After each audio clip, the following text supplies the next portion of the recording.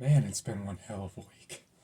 Getting so much done, preparing for the weekend, preparing for the anniversary, and of course, all this Scott Pilgrim. Ugh. However, that means book 4 is through. I don't think I'm ready for book 5. Twins, the robots. Ugh. Not to mention, I need to reread that. Besides, I'm gonna need something to juice up my energies, to get back into fighting spirits. I just need that spark to snap me back into it. A little extra voltage, maybe from a live wire. Send down some purple thunder to jazz me up back into action. I can bring something flaming hot to the table. Maybe even a little voodoo magic, if I dare. I just need that little burst of nitro to course through me with the power of a Baja Blast. In fact, I could go beyond that. Nah, not sure what I could do. Too busy. Might as well just get back to work. Paul, did you hear the great news? Look at your channel. You're at 99 videos, man, including the shorts. That's 99. Come on, you gotta do something big for your 100th video. You're almost at 10,000 subs, even. I mean, come on, you gotta do something special for your 100th video on this channel. You know, with all your re-uploads, you probably hit in the past, but this is your first chance to fully celebrate it. Come on, man, what are you gonna do?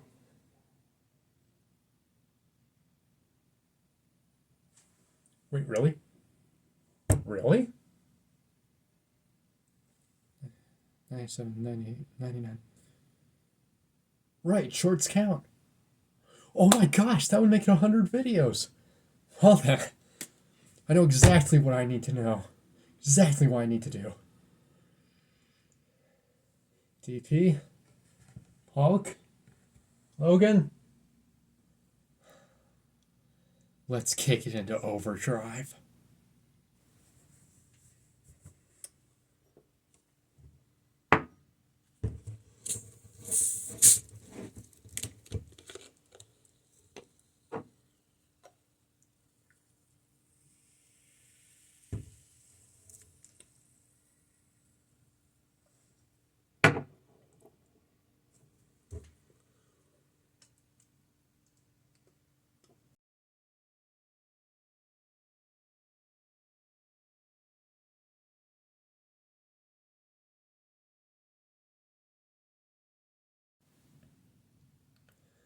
Greetings, do-nighted and drinkers of all types.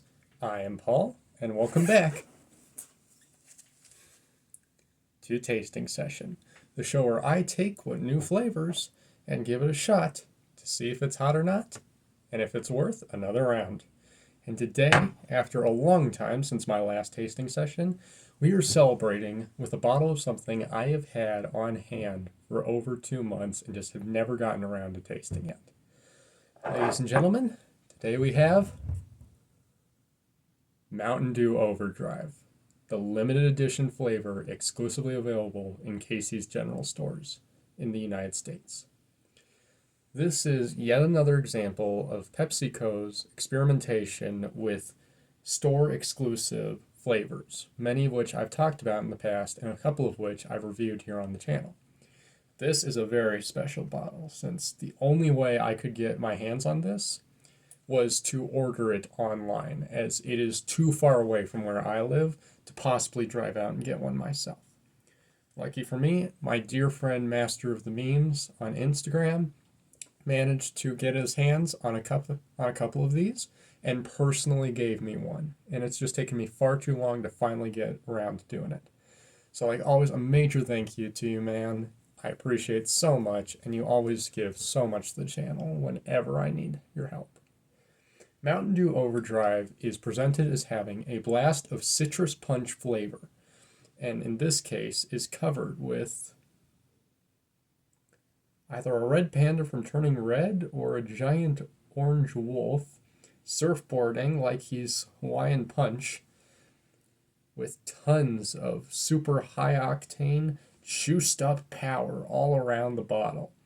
Got all sorts of wacky little cartoons and fruits all over it, and I'm honestly pretty interested. There's an interesting little bottle on the bottom of the logo that you'll see in this picture that says 1968 on it. I looked it up later. We'll see what it is in post.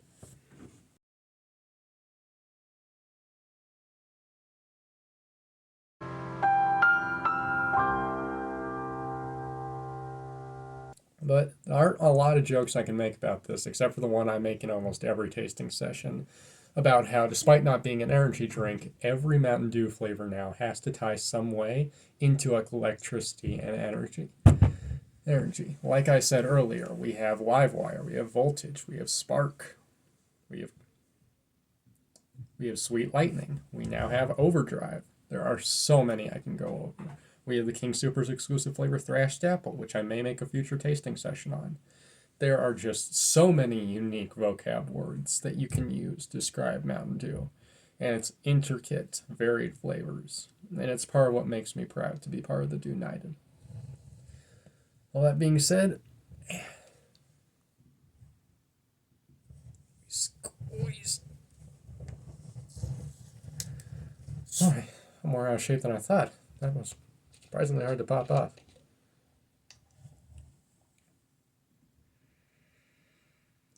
Yeah. Ooh, I like the smell of this already. The fruits featured on here include limes, I think raspberries, and mangoes. I'm getting a lime and orange scent out of it, which excites me. So, like all drinks on the show, you raise the bottle, raise your shot glass, any that you have on hand. Carefully pour it out so as not to spill. And we take a shot.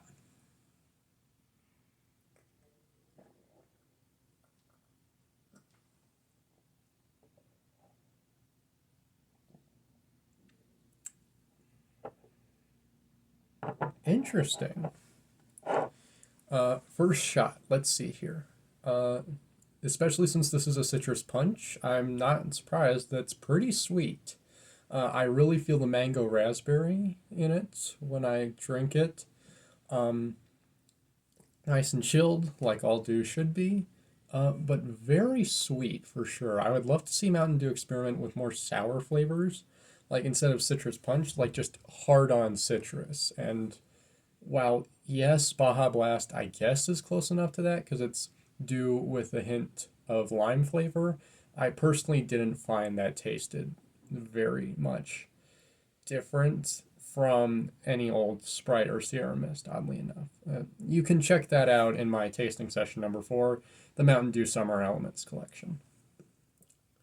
But it's definitely not bad. It's far from my favorite drink I've had on the show so far, but it definitely is worth a taste, for sure, if you can get your hands on it. But that's just my first impressions. We need to take a second sip.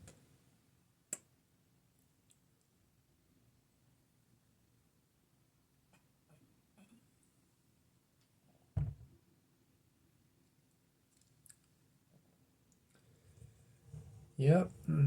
It actually reminds me a lot of the pineapple Mountain Dew that I had in the Summer Elements, that I can't remember the name of off the top of my head, but it is reminding me of that a lot. Just that very sweet texture to it. It has a different flavor of sweet than the Voodoo, because Voodoo was more like a fruit chew strawberry style sweet or peach.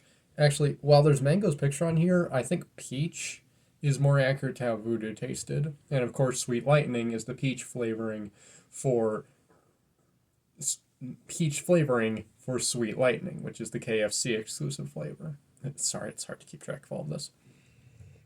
I do really like this bottle. The bottle design is really good. The orange really catches your eye, and I like that it's a very different color orange than Livewire, because Livewire is more of a light orange like we associate with fire, while this orange is a brighter, more intense one, like the intense center of a flame instead of the yellowy orange outsides, or of course, like a mango or a peach.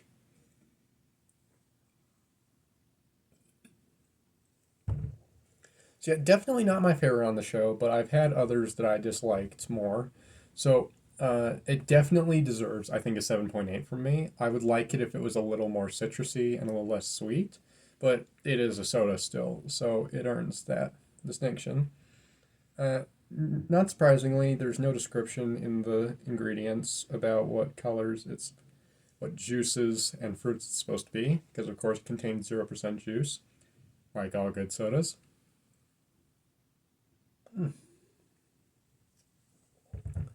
But it's definitely worth a try. If you can find it or anywhere near a general store that happens to have this on stock, definitely seek it out. I think it's worth your time, especially if you're a Dew fan like me.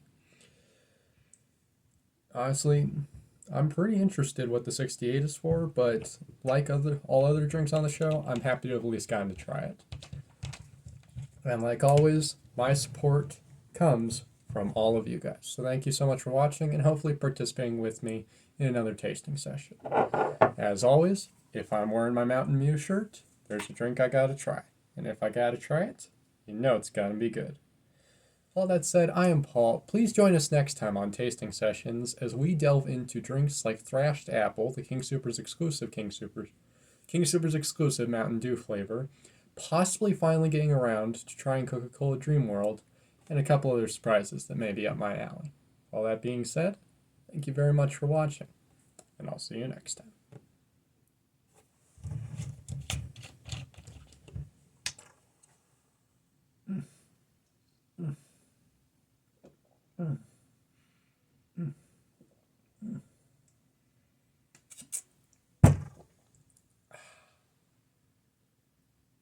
I swear, like, the more you drink it, it's like more mango than anything. It's like the lime is like just dropped in there, and then the mango is just like.